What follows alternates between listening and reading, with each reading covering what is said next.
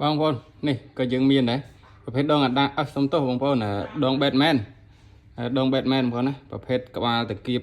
ប្រភេទក្បាលចងអើយមាត់ចេះតែខុសអូស្អាតមែនតើបងប្អូនមិននឹកស្មានថាស្អាតចេះ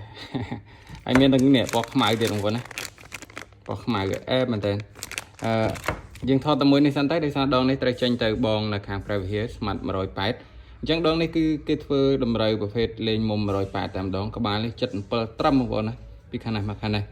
លេងមុំ180នឹងគឺត្រូវឃើញដំបងស្មានថាធំពិបាកកាន់តែពេលចាប់កាន់មកមានអីស្រួលបងប្អូនណាពេលដង CNC វៀតណាម logo រូបជាវផុសឬយើងហៅបានថាជាប្រភេទដង Batman គាត់ទិញដងនេះមួយហើយនឹងកស៊ូbrand អាដាមដែរសលេខ្មៅຂະຫນាត butterfly មួយឈុតដែរមុំ180ផង butterfly ផងសាហាវមែនបាទអរគុណបងប្អូនសម្រាប់ការគ្រប់គ្រងសម្រាប់ការកម្មងហើយយើងនៅមួយឈុតទៀតឈុតកស៊ូទៅខាងតាពាំងប្រាសាទអូនទៅឃើញកម្មងថ្ងៃនេះ